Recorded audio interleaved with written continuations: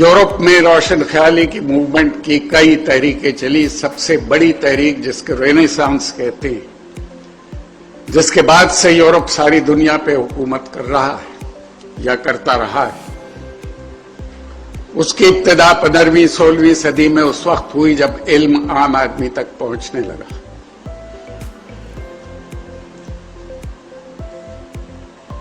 اور اس علم کا پہنچنا پرنٹنگ پریس کی ایجاد سے ریلیٹڈ تھا، کیونکہ پرنٹنگ پریس کی ایجاد ہونے سے پہلے علم زبانی پہنچا کرتا تھا لوگوں تک.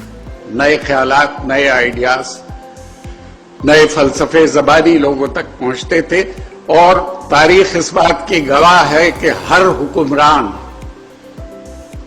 نئے خیالات اور نئے فلسفوں کا مخالف ہوتا ہے، کیونکہ نئے خیالات، نئے فلسفے ان کے اقتدار کے لیے خطرہ ہوا کرتے ہیں.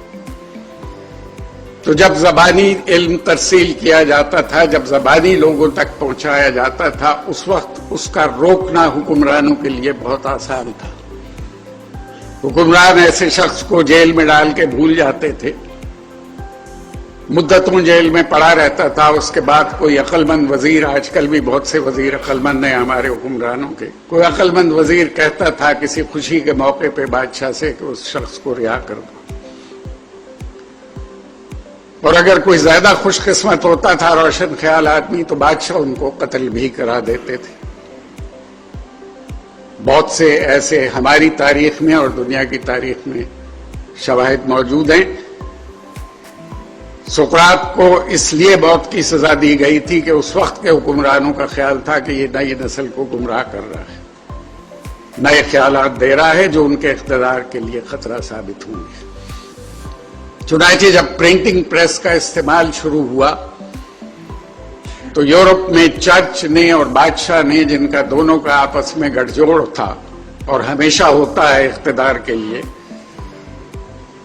انہوں نے پرنٹنگ کو حکومت کے خلاف بغاوت قرار دیا اور اس کی سزا موت پائی. 1664 تک کتابیں چھاپنے کے الزام میں یورپ میں موت کی سزائیں دی جاتی رہیں. انگلستان میں آخری موت کی سزا کتاب چھاپنے کے الزام میں 1663 میں دی گئی تھی. جس کتاب میں یہ کہا گیا تھا، کتاب پہ لکھنے والے کا نام نہیں تھا، اس میں یہ کہا گیا تھا کہ بادشاہ عوام کے سامنے جواب دہ ہے اپنے عمل کے لیے، اور اگر وہ جواب دہی سے انکار کرے تو عوام کو یہ حق حاصل ہے کہ وہ اس کے خلاف ہتھیار اٹھائیں اور اس کے خلاف بغاوت کر دیں. پبلشر سے اس آتھر کا نام پوچھا گیا، اس نے آتھر کا نام بتانے سے انکار کیا، چنانچہ پبلشر کو موت کی سزا دی گئی. یہ 1663 کا واقعہ ہے. اس پبلشر کا نام جان ٹوائن تھا اور اس کو ایک فل بینچ نے، سٹار چیمبرز کی مشہور عدالت نے انگلستان کی، متفقہ طور پہ موت کی سزا دی، جس پہ عمل ہوا. یہ آخری موت کی سزا تھی کتاب چھاپنے کے الزام میں. لوگ سزائیں بھگتتے رہے اور نئے نئے فلسفے، نئے نئے سوچ، نئی فکر کو عام آدمی تک پہنچاتے رہے. اس سے پہلے علم عام آدمی کے لیے نہیں تھا. بادشاہ اپنے بچوں کو پڑھانے کے لیے محل میں اور حویلیوں میں تعلیق رکھ لیا کرتے تھے. برہمن علم حاصل کرتا تھا اور لوگوں کے لیے علم کی باتیں بتاتا تھا، اور معاشرہ اس کے روٹی روزگار کا، اس کے کپڑے کا، اس کے زندہ رہنے کا بندوبست کرتا تھا. باقی لوگوں کے لیے علم ضروری نہیں سمجھا گیا تھا 5000 سال پہلے ہندوستان میں. صرف برہمن کا یہ حق تھا کہ وہ علم حاصل کرے. آپ دیکھتے ہیں کہ ہمارے ہاں ہندوستان میں جو باہر سے ہمارے حملہ آور آئے اور جنہوں نے فتح کیا ہندوستان کو، بہت بڑے بڑے بادشاہ، ان کے بے شمار آثار آپ دیکھتے ہیں. قلعے ہیں، مسجدیں ہیں، مندر ہیں، گردوارے ہیں، باغات ہیں جہاں وہ سیر کیا کرتے تھے. ان کی بیویوں کے، ان کے اپنے مقبرے ہیں، ان کے پالتو جانوروں کے مقبرے ہیں. ہمیں کسی اسکول کسی اسپتال کا کوئی آثار ان بادشاہوں کا بنایا ہوا نظر نہیں آتا، کیونکہ ریاست کی ذمہ داری نہیں سمجھی گئی تھی علم دینا۔ تو جب کتاب نے مقبولیت حاصل کی یورپ میں، باوجود تمام تر سخت ترین سزاؤں کے، ہاتھ کاٹنے کی سزا، کان کاٹنے کی سزا اور موت کی سزا، اس سے جب علم عام آدمی تک پہنچا تو اس علم کی تحریک کو رینیسانس کی تحریک کے نام سے ہم تاریخ میں جانتے ہیں، اور لوگوں نے بادشاہ کے اختیارات کو چیلنج کر دیا۔ اس کے بعد اس تحریک نے ایک انڈسٹریل ریولوشن کو پیدا کیا، جس نے ایک ایسا معاشرہ تشکیل دیا جس میں میرٹ کی اور ٹیلنٹ کی قدر تھی، کیونکہ اس سے پہلے کا کئی ہزار سال کا معاشرہ جو تھا وہ صرف ایگریکلچر پہ اکتفا کرتا تھا، اور ایگریکلچر کا دار و مدار قدرت کی فورسز پہ ہے۔ اگر بارش نہ ہو، خشک سالی ہو، ابھی ڈاکٹر ظہور اظہر فرما رہے تھے کہ جب بارش نہیں ہوتی، پانی کم ہوتا ہے تو اللہ تعالیٰ پانی دے دیتا ہے۔ تو جب بارش نہیں ہوتی، خشک سالی ہوتی ہے، تو ہم بھی اللہ تعالیٰ ہی سے دعا مانگتے ہیں نماز پڑھ کے۔ ہندو اپنے دیوتا کے سامنے پوجا پاٹ کر کے بارش کی دعا مانگ رہا ہے۔ ہم بارش کروا نہیں سکتے، ہم صرف دعا مانگ سکتے ہیں۔ اس لیے دعا مانگنے کے لیے کسی میرٹ اور ٹیلنٹ کی ضرورت نہیں ہوتی، لہذا اس معاشرے میں میرٹ اور ٹیلنٹ کو ریکگنائز نہیں کیا جاتا تھا۔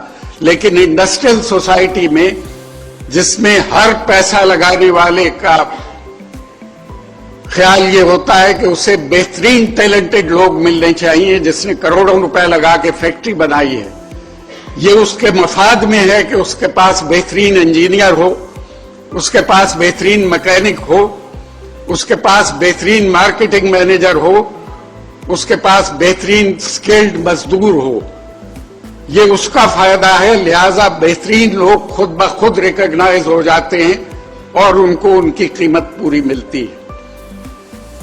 جب لوگوں کو یہ احساس ہوا کہ ان کی ایکسپرٹیز، ان کی مہارت کتنی قیمتی ہے، تو انہوں نے بادشاہ کے اختیارات کو چیلنج کیا، اور اس طرح ایک نیا نظام وجود میں آیا۔ یہ روشن خیالی کی تحریک تھی۔ اس کے بعد جب ہندوستان کی سلطنت مسلمانوں کی پیچھے رہتے ختم ہو گئی، ڈس انٹیگریٹ ہو گئی، اور ایسٹ انڈیا کمپنی نے قبضہ کر لیا ہندوستان پہ، صرف 3000 سپاہیوں سے 22 کروڑ کے ہندوستان پہ قبضہ کر لیا۔ 1757 میں شروع کیا ہے ایسٹ انڈیا کمپنی نے۔ کیوں کامیاب ہوئے وہ؟ اگر آپ اکبر کے زمانے کے ہندوستان کو اس دور کے انگلستان سے کمپیئر کریں، ایلزابتھ اول اس دور میں حکمران تھی وہاں، تو وہ ہندوستان کے، اکبر کے ہندوستان کے مقابلے پہ ایک بیکورڈ اور جنگلی معاشرہ نظر آتا ہے ہمیں۔ اس دور کا انگلستان یورپ کے نقشوں میں نہیں دکھایا جاتا، اور اگر آپ ماہرین سے پوچھیں کہ انگلستان کا جزیرہ اس نقشے میں نہیں ہے، تو وہ یہ کہیں گے کہ اس کی اتنی اہمیت نہیں تھی، اور اتنا چھوٹا جزیرہ تھا کہ اس کو دکھانے کی ضرورت نہیں تھی۔ سی پائرٹس کا جزیرہ سمجھا جاتا تھا، سمندری لٹیروں کا جزیرہ۔ وہ دور انگلستان کا سنہری دور سمجھا جاتا ہے، اکبر کا دور ہندوستان میں سنہری دور کہا جاتا ہے۔ ہم بہت آگے تھے ان سے، لیکن اس کے بعد 65% دنیا پہ اسی چھوٹے جزیرے نے، جو 400 سال پہلے نقشے میں نہیں ہوتا تھا، 65% دنیا پہ اس نے قبضہ کیا، اور اس کی سلطنت میں سورج غروب ہونا بند ہو گیا۔ یہ کس لیے ہوا؟ یہ اس لیے ہوا، 3000 سپاہیوں سے اس لیے ہندوستان فتح کرنے میں کامیاب رہی ایسٹ انڈیا کمپنی کہ وہ ایک ایسے معاشرے کی تجارتی کمپنی تھی جو ایک اپ کمنگ معاشرہ تھا، جو ڈائنامک معاشرہ تھا، جو چینج ہو رہا تھا، اور ہندوستان کا معاشرہ ایک ڈیکیڈنٹ معاشرہ تھا، اس میں تنزل کی رفتار بہت تیز تھی۔ اس کے حکمران 15-15 दिन लगातार मुशायरे कर रहे थे। उसके हुक्मरान हिजड़ों की फौज भर्ती कर रहे थे अपनी रियासतों में। उसके हुक्मरान रुस्तम और सोराब के मरने का 40-40 दिन का शोक मना रहे थे। रुस्तम और सोराब कौन थे? वो नवाब साहब के लड़ाका बटेर और तीतर थे कि वो मर गए हैं, उनका 40 दिन का शोक मनाया जाएगा। ये माशरा था जिसको एक तरक्की पजीर माशरे ने शिकस्त दी थी। वो माशरा रोशन ख्याल था। ये माशरा एक डेकेडेंट, सड़ा हुआ, नाकाम, तनज़्ज़ुल पजीर माशरा था। और मैं समझता हूं कि हमारा माशरा आज भी उसी तनज़्ज़ुल का शिकार है। हम उस स्लाइड डाउनवर्ड को, उस तनज़्ज़ुल को रोकने में अभी तक कामयाब नहीं हुए। हमारे यहां आज भी मेरे जैसे कमजोर नजर के, जिनको 4 कदम दूर चीज नजर नहीं आती, हबीब बैंक प्लाजा की छत पे खड़े होकर ईद का चांद देखते हैं, जबकि आप 200 साल के चांद प्रिडिक्ट कर सकते हैं कि किस वक्त और किस दिन नजर आएगा। तो ये रोशन ख्याली का मतलब नाच गाना रक्स नहीं है, वो भी एक छोटा सा हिस्सा है माशरे का। रक्स अगर बुरा होता तो जंगल में मोर कभी रक्स ना करता। रक्स अगर बुरा होता, मौसीकी अगर बुरी होती, तो कोयल और बुलबुल के चहचहाने की आवाजें कभी कुदरत पैदा ना करती। तो मैं सिर्फ आपको यह कह रहा था कि अगर मौसीकी बुरी चीज होती, मैं ये नहीं कह रहा कि आप नाच गाना अपना लीजिए, मत अपनाइए, कोई जबरदस्ती नहीं है आप पे। लेकिन अगर मौसीकी लय सुर बुरी होती तो कुदरत कभी लय और सुर को ईजाद ना करती। ये तो कुदरत के बस में था। सवाल ये पैदा होता है कि हमें आज की दुनिया का मुकाबला करने के लिए, हम शिकायत करते हैं कि अमेरिका ने सारी दुनिया को गुलाम बना लिया, खासतौर पे मुसलमानों को गुलाम बना लिया। हमें उसके लिए क्या करना चाहिए? हमें क्यों गुलाम बना लिया? हमें इसलिए गुलाम बना लिया कि हम दुनिया का साथ देने के काबिल नहीं रहे। हमने इल्म को सिर्फ 1000 साल पहले, 500 साल पहले, 700 साल पहले, 1500 साल पहले या 2000 साल पहले की तारीख तक कैद करके रख दिया। ज़माना हमेशा आगे की तरफ चलता है। मैं आपसे ये नहीं कहता कि आप अपने अकायद छोड़ दें। मैं आपसे ये नहीं कहता कि आप अपने फंडामेंटल्स को छोड़ दें। मैं आपसे ये कहता हूं कि आप अपने फंडामेंटल्स को, अपने अकायद को अगर मौजूदा दौर के मुताबिक मुंतबिक नहीं कर सकते तो वह आउटडेटेड है। और अगर आपका ईमान यह है जो मेरा है कि इस्लाम हर दौर के लिए है, तो फिर उसको हर दौर में कामयाब होना चाहिए। और उसकी कामयाबी के लिए ये जरूरी है कि उसे हर दौर में इंप्लीमेंट होने के काबिल होना चाहिए। 50 साल में फलसफे आउटडेट हो जाते, 1500 साल या 2000 साल तो बहुत लंबा पीरियड है।